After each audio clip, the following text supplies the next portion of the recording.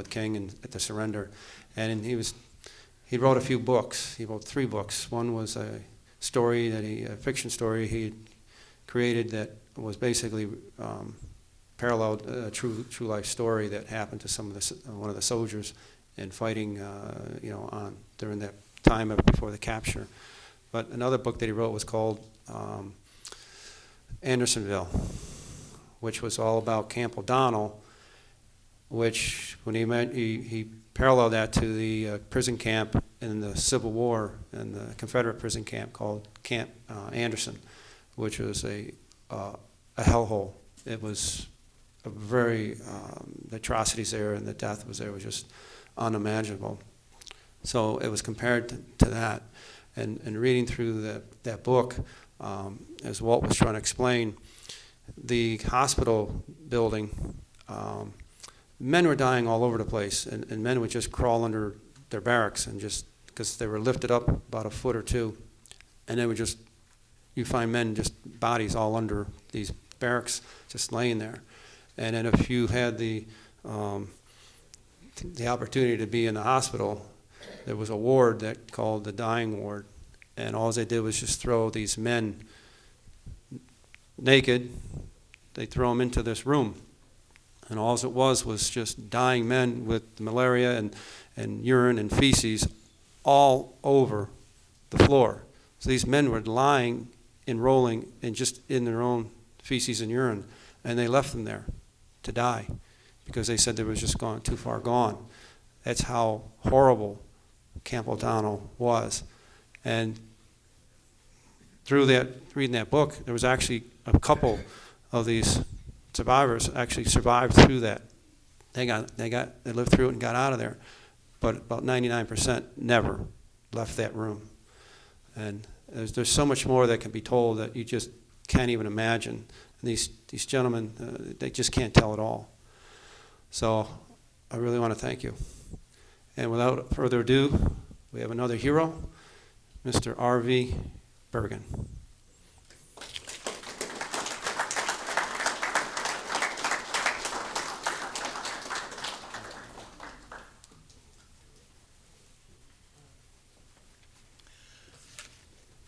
Good morning. I joined the Marine Corps on November the 13th, 1942, and I went through boot camp in San Diego. And on March the 12th, we were headed for the Pacific. We went to Australia, and I joined up with the 1st Marine Division that had just came off of Guadalcanal. I give those Guadalcanal veterans credit today for saving my life because I listened to the stories that they told. I asked questions. I wanted to know every single thing that I could know about what the Japs did, what we did, and how it all took place. So I had about almost 9 months before I actually went into combat. My first combat was New Britain. We hit New Britain on December the 26th, and we left there on May the 4th. And we were there in the monsoon season. And it rained, and it rained, and it rained some more. You could wake up in the middle of the night and dip water out of your foxhole with your helmet. We stayed wet, I don't know how long. I never stayed wet as long at one time in my life as I did on New Britain. My 2 little toenails rotted completely off. They stayed wet so long. Malaria and dysentery was all over the place there in that jungle. We had one hell of a battle on Suicide Creek, and we lost a lot of men. And then our next real battle on New Britain was hill, so it had a number, but I can't remember the number. We fought all afternoon or all day to take that ridge. And when we got to the top of the ridge, we didn't back off. And that night, we had 5 banzai charges between 1 o'clock and daylight. And the next morning, you could literally walk on the Japanese without stepping on the ground. That's how many we racked up in front of us with their banzai charges. We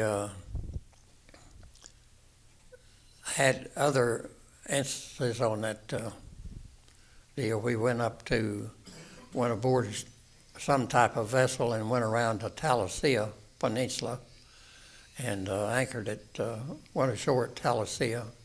And then we went on what's supposed to have been a 3-day patrol up towards New Munda.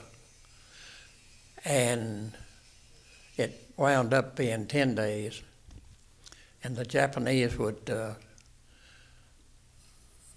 ambush us and throw knee motors and rifles, machine guns. And then if we didn't get them, they'd pull back and set up, and we'd go through the same thing in a few hours or the next day. And anyway, we went up about 10 or 15 miles from Talasea on that patrol. And then we came back to Talasea and set up, and while we were sitting there, the story that he told about the food reminded me of where we were set up. We had soup once a day, and it was so thin that you could put a newspaper in the bottom of the bowl and read it through the soup. We lost a lot of weight just because we didn't have anything to eat. So they finally came and got us and took us to Pavuvu in the Russell Islands. Well, the first time around at Pavuvu, we didn't have electricity and only had running water in the showers and the galley. So, and we had mud streets, and it rained a lot, and our streets were always muddy. You could fall out in the morning for roll call, and you'd be standing in ankle-deep mud, and your cots, the ground was so wet, your cots would sink into the ground, and you just actually was laying on the ground and with the canvas on the cot between you and in the ground.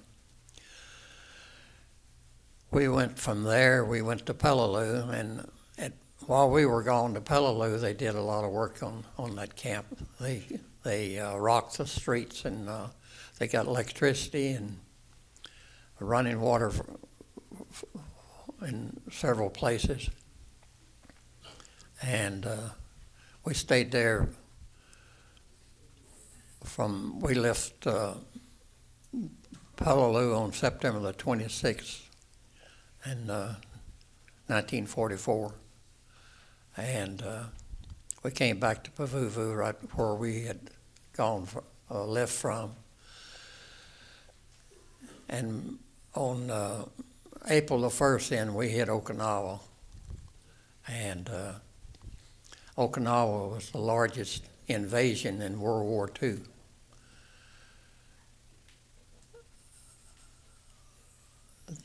I saw more dogfights, airplanes fighting one another, our planes and their fighter planes going at it. That's the only place in the Pacific that I did see that, because all the other places that I was, it was so wooded. The timber was so thick you couldn't see up in the sky, much less what was going on up there. So I saw our fighter planes and their fighter planes going at it, and sometimes they would get so high that you couldn't tell which plane was which. and one of them would be knocked down out of the sky, and you would just hope it was theirs. You didn't know that it was, but you was hoping that it was their plane knocked down. Okinawa had 4 divisions on it. The 6th Marine Division took the West Coast. We tied in with them. 2 Army Divisions was on our left, and we hit the island about midway of the island and went south. And Okinawa was one of the largest battles in the Pacific. No other island had 4 divisions on it. We took us from April the 1st till June the 26th to secure it. I got hit with shrapnel on the 20th day of May and spent 20 days in the hospital. And when I got out of the hospital, I came right back and picked up right where I left off and finished it up. And I finally left Okinawa in October. In September, the division went to China, but I stayed on the island and was waiting on transportation to come back to the States. And I finally got a ride on the ship out on the 16th of October. And on the way home, we were out about 4 or 5 days and ran into a typhoon. And they said that the waves on the typhoon was 50 foot, and I believe every word of it. I know that ship would go up and come down, go up and come down. And one night I was pulling guard duty till 12 o'clock. And I got off at 12, and I came back and laid down on my bunk. And about the time I laid down, all hell broke loose. The kitchen's stoves broke loose from the bulkhead and was sliding across the floor and hitting the other wall. And the canteens and mess kits that we had up on the I-beams, they were falling off and hitting the concrete floor. And the lights came on, and everybody sat up in their bunks. Part of them stood up, and I thought, this is a heck of a note. I go through what I've gone through, 3 battles, and then I drowned on the way home. But anyway, I thought, well, I'll see if we're still floating. So I laid down flat on my back, and I felt the ship go up, come down, go up, come down. Did that 3 or 4 times. And I thought, well, we're still floating. I turned over and went to sleep. Anyway, I made it home, and I was discharged from the Marine Corps on November the 24th, 1945. Joined it on November the 13th, 1942, and I was discharged on November the 24th, 1945. 3 years and 11 days that I spent in there. And my battles were New Britain, Peleliu, and Okinawa. The Peleliu was, as far as I'm concerned, was the worst battle that I was in. It was a coral island. It was 2 miles wide and 6 miles long, and had over 11,000 Japs on it, and over 500 caves. And we had to dig them out of those caves, one cave at a time. And there was a little island about 500 or 600 yards off of the coast of Peleliu that was called Nicosia. And on we hit Peleliu on September the 15th, 1944. And on September the 28th, the 3rd Battalion got aboard Amtrak's and went across the bay and hit Nicosia. It had an airstrip on it. And the Corsairs were giving us air support. And I still like that Corsair today better than I do any plane that's ever been manufactured. They saved our bacon many times, those Corsairs did.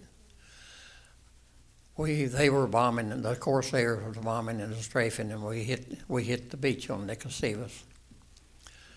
And that was on September the 28th, and September the 29th, we late that afternoon on September the 29th, 2 days later, we were headed back to Peleliu. We had that island secured. We killed over 500 Japs on that island. And in the movie, The Pacific, it shows one of our deals at the bunker. We were setting the mortars, or 60 mortars up right close to that bunker. And Sledge, one of my men, said, "Burgin, there's Japs in that bunker." And I said, "Sledge, you must be cracking up." Our first sergeant said that the bunker was clear. He said, "I don't give a damn what Saunders said. There's Japs in there. I hear them jabbering." So I eased up, and they had vents. They had 2 entrances to the bunker, and the bunker would hold about 15 to 20 Japs, and had 2 entrances, and they had vents on the side of the bunkers. They were concrete bunkers, reinforced with steel, about 1 foot wide, 1 foot thick. And I eased up to one of those vents and looked down, and a Japanese had his face stuck right up in it. And I took my .45 and did away with him right quick, and then I grabbed my rifle and stuck it down between the bars on the vent and emptied the clip, reloaded, and did that again. And it was just like kicking a beehive. They came alive in there. I didn't know how many there was in there, but I knew there was a bunch. So we messed around there for quite some time. I don't know where my lieutenant was. He had a way of disappearing whenever the going got tough. But my sergeant, him and Tom Matheny, the other squad leader, was running the sound-powered phone line up to the front, which was about 30 or 40 yards in front of us. So I was the only NC over there. So we messed around there with those Japs in that bunker for a few minutes, and they had machine gun rifles and throwing grenades out. And I thought, I better do something with this because I'm going to get somebody killed or hurt seriously. So I ran down to the beach, which was about 200 yards, and got an Amtrak with a 75 Hauser on it, and brought him back and told him what I wanted him to do. I wanted him to knock a hole in that side of that bunker, and it took him about 4 rounds with that 75 Hauser to put a hole in there with about 24 inches in diameter. And then Charles Womack, he was our flamethrower, with a flamethrower on his back, and he came up and scorched them, and there were 17 Japs in that bunker. I can't remember where we killed 10 outside that tried to escape or 10 inside, but there was either killed 7 outside or 10 inside. But anyway, there were 17 of them. And I thought, after it was all over, I thought, well, did pretty good. We killed 17 Japs, and I didn't get a man hurt. So that was a pretty good operation. We stayed on that island until the next afternoon, and then we came right back to Peleliu. Most people never heard of Peleliu, but the 1st Marine Division had 6,526 casualties in 30 days. The 81st Wildcat Division, the Army relieved us on October the 15th, and they had over 250 killed and over 1,250 wounded after we left. So that made that little 2-by-6 mile island with over 8,000 casualties, and not very many people ever heard of Peleliu. But that just shows you that things went on out there that the public back in the stateside didn't know about. After Peleliu, we went back to the Russell Islands at Pavuvu, and our guys that had fought on Guadalcanal, New Britain, and Peleliu, they were rotated home. And the men that we had lost, we had 60% casualties on Peleliu. And the men that were rotated home and the casualties that we had, our company was pretty thin. And we got replacements from the States and built our company back up to about around 235 before we hit Okinawa. And we hit Okinawa on April the 1st.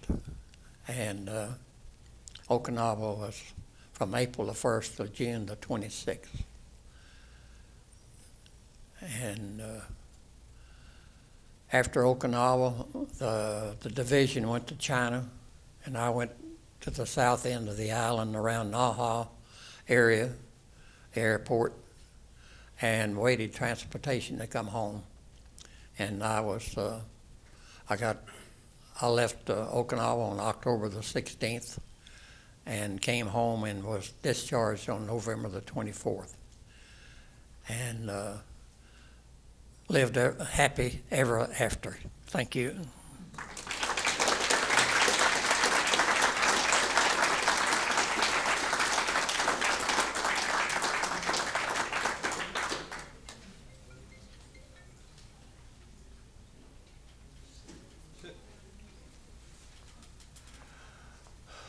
Thank you, RV.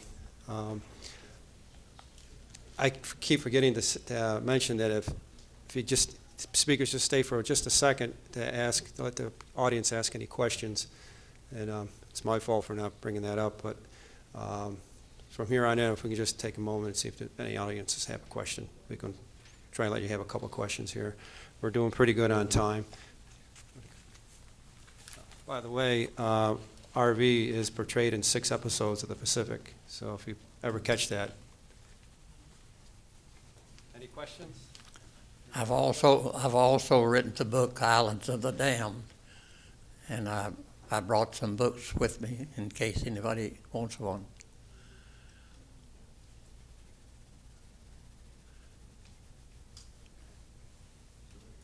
No questions? No questions? Thank you. There's got to be at least one question out there. There we go. Yes, ma'am. Speak up. What's your favorite memory from the war? Coming home.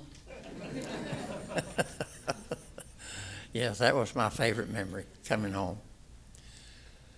I did meet my wife in Australia when I was there, and we dated for 4 months, and we corresponded we left Australia September the 26th, 1943, and the 25th of September, the last time I saw her, and until January 1947. That's when we were married, in January 1947. And we had almost 65 years together, 4 beautiful daughters.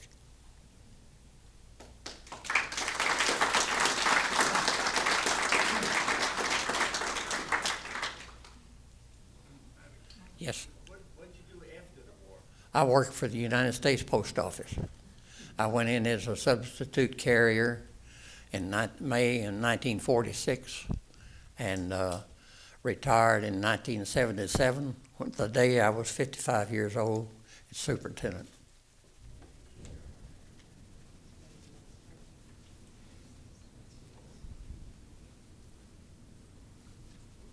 RV, what would you say would be your worst moment in the battles? My worst moment is, I had several of them, is when my buddies would get killed or wounded. And I've seen a lot of that. In the 3 battles that I went, I saw a lot of destruction, a lot of mutilation, and a lot of death. And that bothered me for many, many years, and still does.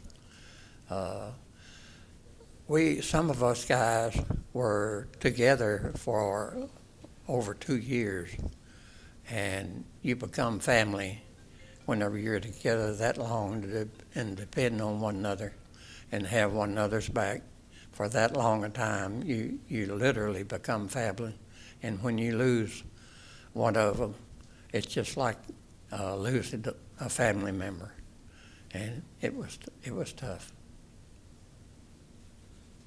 Thank you. Yeah, thank you.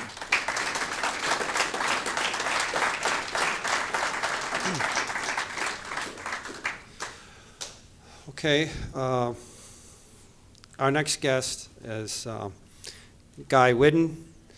He is a World War II paratrooper, 101st Airborne, 502nd Regiment.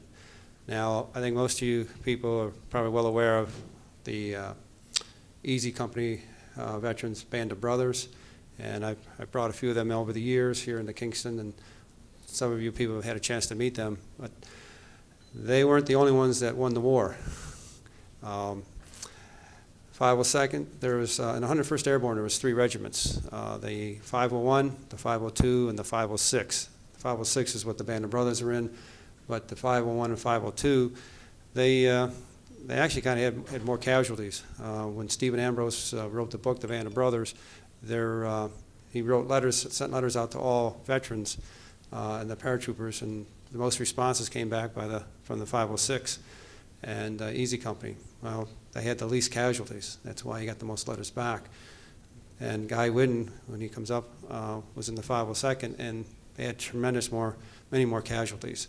So he jumped into Normandy, he jumped into Market Garden, and he was wounded 3 times. So if you please welcome Guy Whidden.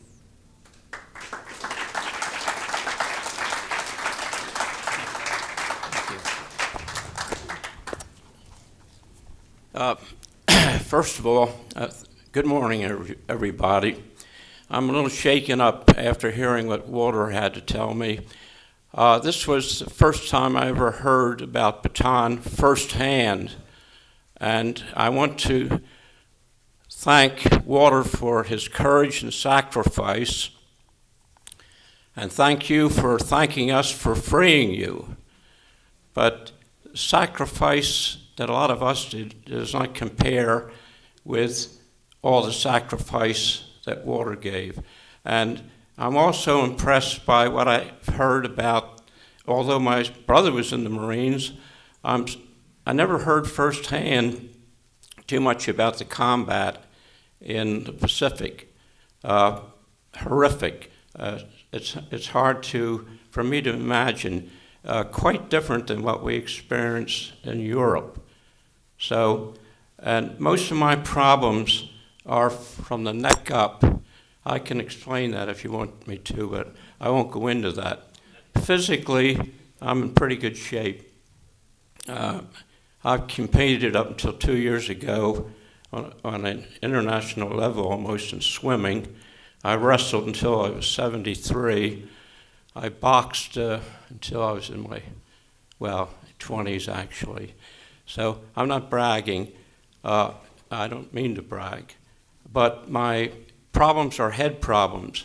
I can't quite speak and with any success as a speaker. But off the top of my head, maybe better with that. So without any further ado, I would rather change my format completely and just answer questions. And maybe I can add a little humor to this whole thing. I have made an effort in the past to make people laugh a little bit. But we need to know also what has been told by the others of the horrors of war, because this might wake up America just a little more, because America isn't quite like it was back in our day. The political aspect and everything else. So without going any further, let's have a question or two. I'll try to remain on my feet here. Anybody have a question for me? Where did you serve? Where did I serve? Yeah. Well, I served in Normandy, and I also jumped in Normandy and jumped in Holland. And at the end of the war, after about 8 or 9 months recovering from wounds, I gradually got myself back in shape and went to the airborne school. I was an A-stage instructor where they did all the running and push-ups and all that stuff. At that point, some of us could do up to a couple hundred push-ups without any problem. I still do push-ups, but sometimes I have a little vertigo, so that's why I try to walk around to try to control that. So I have a tendency, because of my head problems from concussion and so forth, I suffer from amnesia, transient global amnesia. I've had about 100 attacks over the last 20-some years, all related to concussion. So I have a lot of head problems. I get a lot of headaches and so forth. I don't have any today. And so on. So I won't talk anymore about that. Let's get into some questions, okay? Yes? Can you talk about your drop into Normandy and how far off or on target you were in the first couple of days? Yeah, we were off target, no question about it. Before, we were in the marshalling area for about a week or so at Greenham Common, which is an air base situated on the British coast. And we were fenced in by a wire fence, and they had guards. It was like being in prison. They didn't want anybody to escape and go into London and get drunk and give away what was going to happen. We had a table that we looked at that showed a situation as just where we were going, a sand table, with pictures of the beach, Omaha Beach, Utah Beach, St. Mary Glees, and all the different points there. And we studied that, and then we did a lot of messing around, We were fed ice cream and things that we hadn't had in a long time because they thought we might not again have anything like that. We wrestled and boxed and all that kind of stuff, which I love to do personally at that time, and messed around in general. And then the night before we were to jump, we lined up by our planes, and somewhere around 8 o'clock, all that afternoon before, we had been preparing. And during that time was when Eisenhower visited the 50 Deuce. Everybody claims to be in that very famous picture. Some of my friends claim to have been in it, never were in the picture. They were mostly officers and high-ranking NCOs that were talking to Eisenhower. I was maybe 30 feet away. But anyhow, we lined up outside the plane. We sat by the plane from about 4 or 5 o'clock until maybe 8:30, and then we got aboard. We went aloft. Prior to going aloft, I'm going to shift my position here just a little bit so I can stand and not fall over and hang on to something. Before going aloft, we decided whether we were going to keep the door open to the C-47 and whether we would cover the windows or leave them open. If you were to be a smoker, then the windows would be closed and the door would be closed. We wouldn't be getting much ventilation. I wasn't a smoker and very seldom drank, and everybody was taking Dramamine so that they wouldn't get air sick.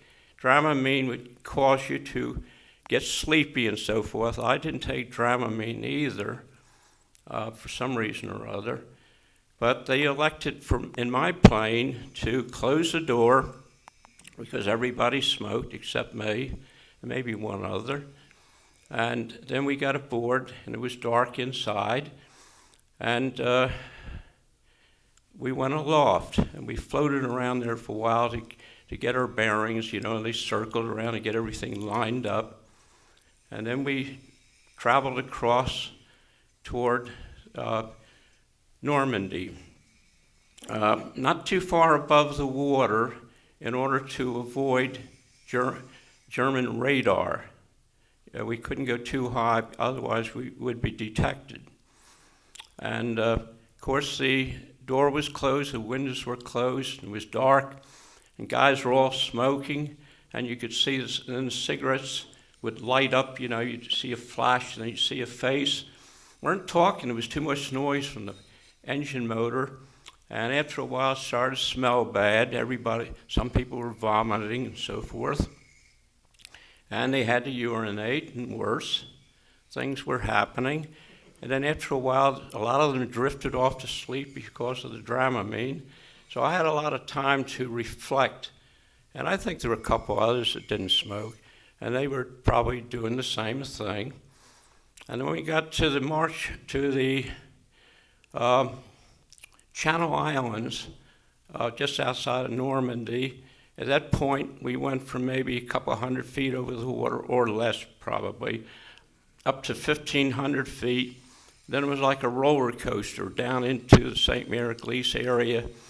Now I was last to jump out because jokingly my friends would say, "Guy, you're last because they don't expect you to jump and you'll go back to England." Well, actually my job was to keep pushing the guys ahead because I guess they had recognized the fact that I was somewhat jump happy anyhow. And I wanted to get out of this plane anyhow because it was such a bad situation inside. So I made a good pusher. So we came in at about, it's recorded because we got reports back, and I have it in my jump book, that he dropped us at 300 feet. But he couldn't get all of us out. So he went back out over the water, probably off Omaha Beach at this point, because we were closer to Utah, but the angle he was going took us out over Omaha.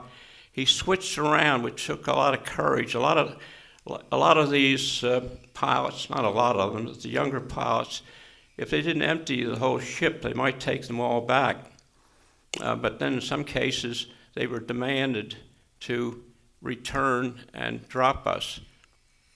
Our ship, our pilot was very good. He brought 3 or 4 of us back, didn't get an opportunity to jump. That brought us in close to St. Mary-Glise. And that's why when I dropped, I landed outside of St. Mary-Glise, and I joined the 82nd Airborne at that point because they were, that was their mission, to liberate St. Mary-Glise. Our mission was to head toward, on one of the exit roads to Utah Beach, to knock out some big guns so that the incoming troops would be able to come off the beach and down this road. In between these, there were, I think, 4 roads off of both Omaha and Utah. And in between these roads, all the land was inundated, flooded, so that if they came off in between, they'd be in water. So they had to come in on these roads, which the Germans were zeroing in on the roads. So that made it difficult. My cousin, who was a lieutenant in the 4th Infantry Division, probably passed me when he came in on Utah Beach. The 4th Division came in. He was a lieutenant in the platoon. I was a mere private. Okay, so I'm with the 82nd Airborne, and their mission is to go into St. Mary-Glise. I think from this point here, I don't want to continue to talk about it. We'll go to the next question, okay? How close did you, when you dropped, how close were you to the enemy, approximately? Well, Don't you know? yeah, they were pretty much awake by this time, and they were all over the place. They were in between us, they were around us, behind us, in front of us, and it was a mixed up deal. I'll kind of break right in here. A few nights later, some of the guys around a hedgerow had a half a tent, you know, that's what we carried. I forget what we referred to it as, over the top, and they were in there smoking. And some other guy dropped in there, and they gave him a cigarette, and they smoked a while, and he checked out, And one of the guys said, "You know what? That guy was a German." So that's how close we were. Yeah, very strange. It was an odd situation. So yeah, we were all over the place, and that's probably, it was a lot of chaos because of that, not only for the Germans, but for us too. We were both didn't know where each other were. We were all mixed in all over the place. We were in the wrong place. One might have the machine gun, and some guy half a mile away might have the tripod, and somewhere else something. So we had these equipment bundles that came in, and is there any water here? Yeah, I dry up fast. Like I say, my problems are from my neck up. Yeah, this is an emergency. Thank you, Bob. Okay. Yeah. Oh, yeah. Does it have something in it? Oh, that's better. When I landed in the dark, and it wasn't always dark because at that point, I'm going back again, planes were coming in and crashing. You could see guys jumping too low, and some of them are jumping too high at maybe 700 or 800 feet. And of course, you had the machine guns going up at the plane, you know, the different colors and all that kind of thing every third round.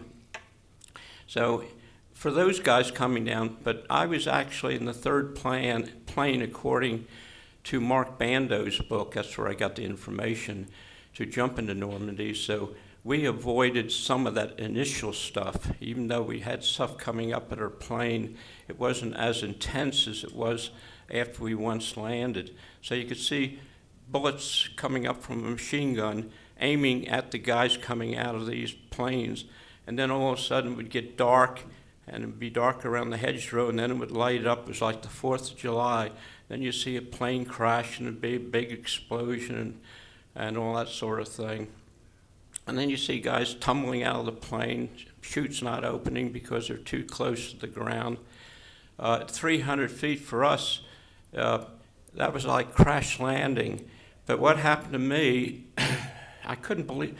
At first I figured it out. These equipment bundles, of course, we had camouflage chutes, our reserve chutes were white, but most of the reserve chutes, the guys threw them away because they knew they were going to jump in at 300 or 400 feet.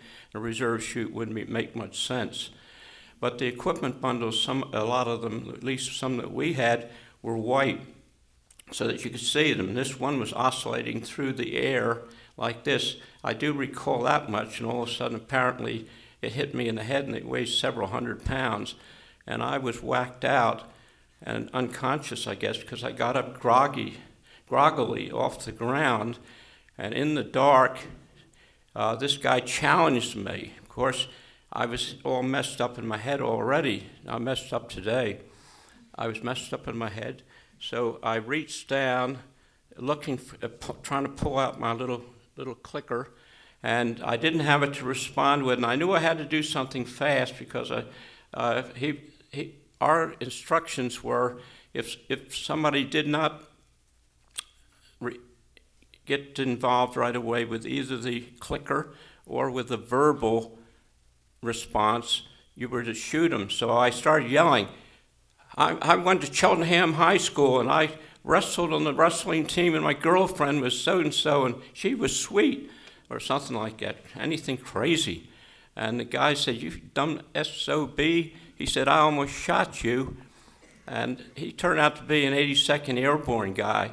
So I joined up with him, and then we joined up with some more 82nd Airborne guys. I couldn't find any of my guys. And I said, "Where are we going?" I said, we're supposed to go into St. Mary-Glise. So we got closer to St. Mary-Glise. It wasn't too far away. And there were a lot of buildings on fire, and you could see guys still dropping and being sucked into these buildings that were already burning up like a big oven. And that was a heck of a way to die, you know. A couple of our songs said, "What a hell of a way to die." Some of the things we had, that's some of our songs in the Airborne were like this. You've heard them. He's an Airborne guy, right? Yes, sir.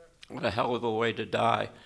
So, But being sucked into a fire like that, and I looked at that, and it was horrible to look at. But before we got into St. Mary Glees, there was another 101st guy said, "Hey, buddy," he said, "we're not supposed to go in there. These guys are 82nd Airborne." I said, "Yeah," but I said, "Where are the rest of our guys?" "Well, they're out there toward the beachhead." So then there was a lot of time spent getting between there and the beachhead in order to knock out the guns, which were actually already knocked out. Okay, next question, please. It can be any question, you know. I'll try to give you some wacky answer. Yes? How were you treated by the civilians in France? Beg your pardon? How were you treated by the French? Well, we didn't see. They were all undercover, most of them, for the first few days. They were hanging out in their homes and so forth. But like 20 some days yet later, we were there 35 days altogether. We were getting pretty filthy because we hadn't been to the bathroom, a lot of us, because if you got caught with your pants down, you were in trouble in many cases. So we were pretty dirty and we were all smelled bad, but because we were together, we all smelled the same. So we got along okay together. But I guess close to 30 days later, we found a pump out there in the field, a few of us, and so we figured let's get washed up because there wasn't much going on then. Just a little what they call in Vietnam firefights here and there once in a while, but there wasn't anything in this area. So we stripped down to nothing and got under this pump, and man, that felt good. All of a sudden, French started coming from different directions. Children, women, so forth. And here we are stark naked. So we figured we might as well get used to it. I had some modesty about me, but so we were standing there, maybe shaking hands and so forth. So that was kind of an interesting situation. At that point, we were kind of washed up pretty good too. Another question? Yes? Can you talk about Market Garden? Well, Garden was a different thing. It was middle of the day, around noontime, that we jumped in Market Garden. And it was a fairly good day, a little overcast, but it was nice. And once again, I don't know why, I guess I was destined to never be where anybody else was. I landed all by myself right out there in the open, and I'm all tangled up in my chute for some reason or other. And I'm trying to get out, and I see these guys coming up on bicycles, 2 or 3 guys, and all of a sudden they get close to me and they have drawn knives. Well, it was the Dutch Underground, actually. And they came over and they cut me free and everything and lifted me up my feet, and they said, "Go for it, Yank." And they were very nice, Dutch Underground. They were very effective. So from that point, I went out off on my own to find my buddies and find an equipment bundle to get, I was an assistant machine gunner, so my job was to get the machine gun, but I didn't know where my squad leader was. I didn't know where anybody was.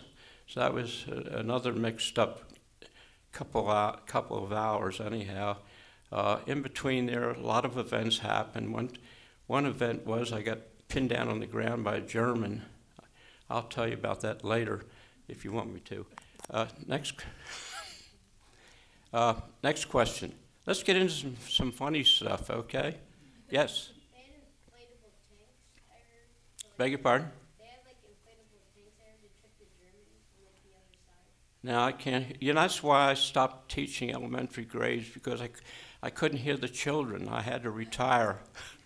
Hey, come on up here, buddy. Yeah. They had inflatable tanks to trick the Germans. Inflatable tents? Inflatable tanks and planes, because they were going to invade that spot. It was during the decoys. They had what? They're decoys. Decoys that look like planes and tanks. Oh, yeah, there was some of that going on. I don't remember that personally. I didn't see any of it. Yeah, you're right. You're right about that. See, I learn a lot from young people and older people about what happened in the war. That's in the books. A lot of it isn't. Incidentally, if you want to hear, the only horror in Normandy, and I have to mention, because it did happen, it's not politically incorrect, it's in my book, just a little notice about it because it did happen. Some of our guys were castrated as they hung in trees by the Germans. So there were atrocities that are not in the book, and I'm not supposed to talk about them because, this is today. But anyhow, that did happen. There weren't a large number of them, but you would see guys hanging in trees. Some of them weren't castrated, but who castrated them? Not the general run of the German army. They were just as honorable as we were. And the SS troops, most of those were very good troops. They were extremely good soldiers. But some of the SS were like the concentration level, and they were really close to Hitler because he would put in every good German unit, he would put a few to keep them straight. And these are the guys that did these atrocities. There weren't many of them. And a friend of mine who was in Vietnam, his uncle, he lived with his uncle for a while, and he had been castrated when he was 17 years old. He was caught by these guys, stretched out on the road, castrated, and he said, now tell the others what's going to happen to them. And another fellow, a friend of mine, Clancy Lyle, who just passed away, he was a Band of Brothers guy, didn't get much credit for what he did in the book because he didn't get along with Ambrose. But anyhow, Clancy told me that he knew of a couple of cases there, but the one whose uncle was the uncle of this friend of mine told me that he lived with him for a few years, and he said he was always a little afraid of him. He was very strange because this young boy stayed as a hermit in his house really the rest of his life because he had lost all zest for life. So these things did happen. And there was one case where a group of this was a mix of Germans, not only Germans, but some of the guys from other countries who had been captured by the Germans and who had just fed right into their system, and they were bad. In this case, they attached thermite grenades to the legs of some of our guys, and they went up as human torches. That's not in the book either, is it? No, you don't read that in the books. So it's all the sweet stuff in a lot of these books, right, guys? I'm not that bitter, really. Sounds like I am. But a lot of your books are not quite, they don't present it, and the way that Walter presented it is the way that we need to know something of what was bad about war so that war doesn't appear to be glamorous. There's nothing glamorous about it at all. It's war like I remember one guy, he had post-traumatic stress disorder so bad, and when he would speak with me, and even in the high schools, every sixth sentence was, war is hell. And then he'd go on, and then he'd say, war is hell.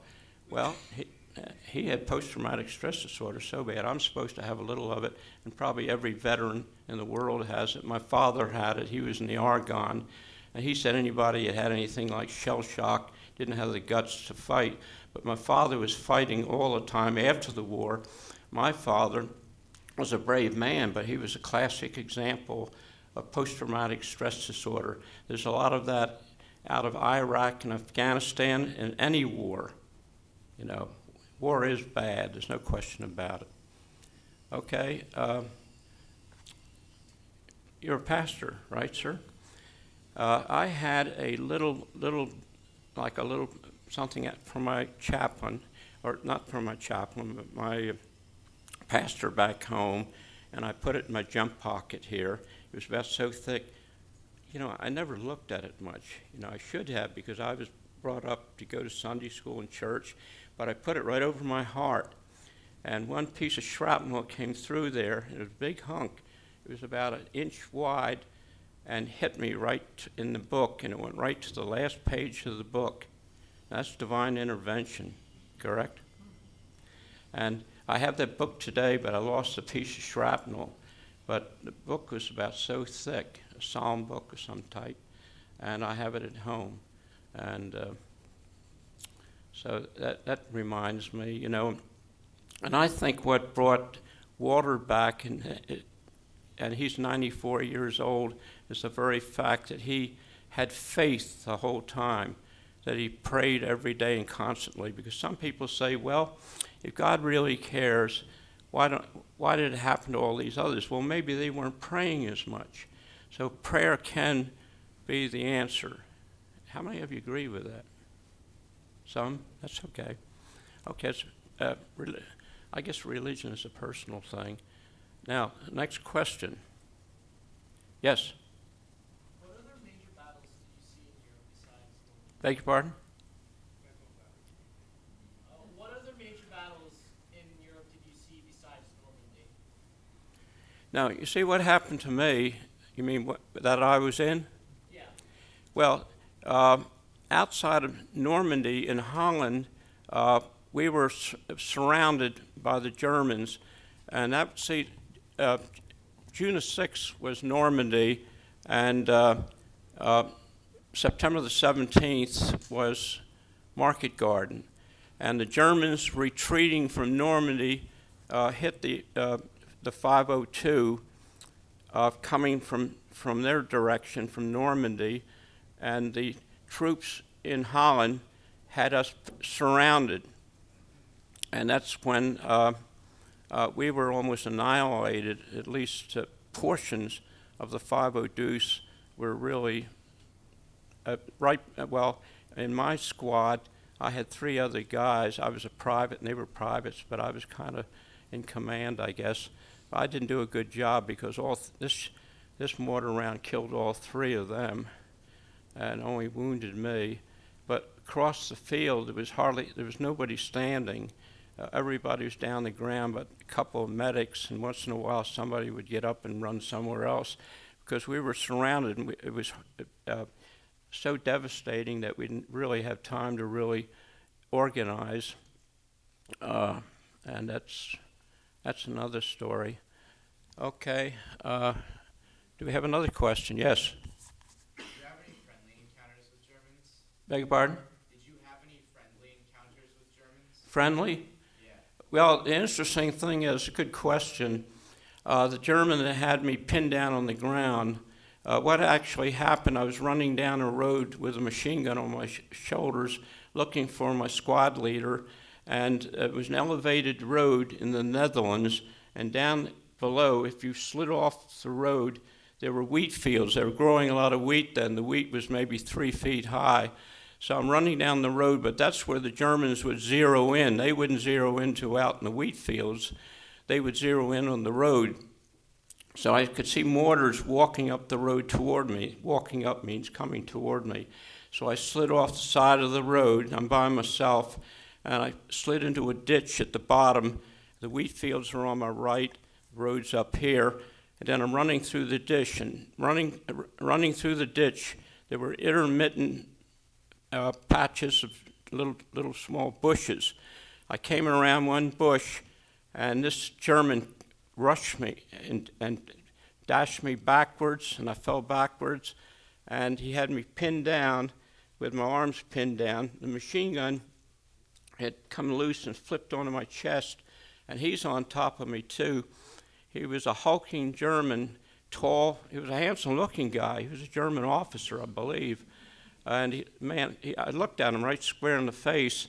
He looked to be about 40, and I'm trying to reach down from a trench knife, which normally we strap below our knee, but sometimes up around our hip, but I couldn't reach it. And it's a good thing I didn't keep trying, because all of a sudden I felt this pressure here, and he had a German Luger to my head, and he's staring down at me, so I just relaxed, and he was stared at me for maybe 12, 15 seconds. Maybe technically I was his prisoner. I always did say I was a prisoner for about 30 seconds. He looked at me, and I guess he was looking, and because I looked younger than I was. I had turned 21 about 4 months before, but I didn't shave much. I was young looking, and he probably was thinking, well, he looks like my son back there in Berlin, because all of a sudden he flipped his gun around. He let me loosen my arms up and handed me his Luger, and then he lifted me off the ground, and then he went, like this. I said, forget about it. You know, he's my buddy now. So we went up on the road, and we started running down the road, and he was an older man, but he couldn't run as fast as I could, but he was keeping up pretty good. I was carrying a machine gun. And then some of my buddies came up on the road, and they said, just happened to be my buddies, and they said, Whidden, what are you doing? That German's behind you. I said, he's my friend now. So that's the answer to your question, right? So he was my friend. We hung out together for a while. So at that point, though, they said, you're doing such a good job. Here are a few more prisoners for you. So then I ended up with about 15 or 20 prisoners. And that was soon after that is when we got surrounded by the Germans. And then these Germans all lay down on the ground right away, which was a natural thing for them to do under mortar fire. And I didn't know what to do with them at that point. They just lay down. I never saw them again. Next question. Yes. Yes. Did you ever keep the Luger? I still have the Luger. Yeah, I still have the Luger. It's at home. And never fired it or anything like that. Oh. Next question. Am I talking loud enough? Yes. That's good. No more questions. Yes? In the movie The Longest Day, paratroopers were issued clickers according to this. Yeah, that's what I talked about before. I'm sorry, I just came in. That's okay. Mm-hmm. So it is true. Yeah, it's true. The only thing, they had white parachutes, I think, coming down The Longest Day, didn't they? Well, that's Hollywood. You know, if they had camouflage, you wouldn't see them as much. That's the idea of camouflage shoots. Yeah. And a few other things that weren't quite. The one on Private Ryan, coming in on the beaches, one guy lost his arm and picked it up. I think so. I think that I don't watch those movies, but I think I saw that, or he picked up a part of his body and carried it away. That could happen, because when I was wounded, my boot flipped right off, and my tibia was exposed. And I had a jump boot on. The jump boot just flipped down, and my tibia was sticking out, but there was minimal bleeding, because it was seared, I guess you call it seared, by the heat of the shell fragment. And then all I did was put sulfur powder on it and that sort of thing and wrapped it up. Okay. Any other questions? Okay. Yes? How many jumped that day or from Normandy? Beg your pardon? How many jumped Oh, to Normandy? I really don't know the numbers. You know, there were thousands that probably were, and, you know, there were an awful lot of casualties, heavy casualties, but you'd expect that, but it's very concentrated. By the same token, you know, the regular infantry, they stay in the line much longer. They probably, in most cases, don't have the enemy all around them. So airborne, we're the same as the regular infantry, except we're surrounded most of the time. So, but I don't know whether I'd want to have been on the regular infantry, because some of those guys were in the line for 90, 100 days. They maybe weren't fighting constantly, intensely the whole time, because they wouldn't last long. But the fact is they were in there for a long time, so I wouldn't take anything away from the regular infantry. They're the best. They're very good. Another question? Okay. Thank you very much, folks. And